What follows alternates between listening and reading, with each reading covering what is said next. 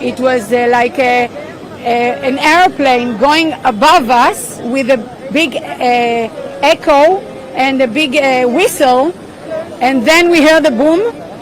The boom was like from 1 to 100, it was 100. It was like a tsunami above us. The door of the shelter opened. The dog ran away from the fear.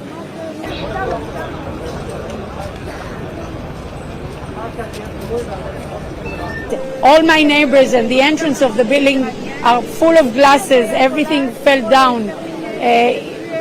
It's a damage. But the damage in the heart and the soul is much stronger. It's much hurter. The sound was huge. Huge, huge. I never heard such a sound. My home is here and my office is this building. It was terrible night because in the morning we heard a bomb and I see from the window all the situation. It's very, very dark, very, very hard situation. All the windows is broken. Many people is here. We're not allowed to go into the offices, and we hope that everything will be okay.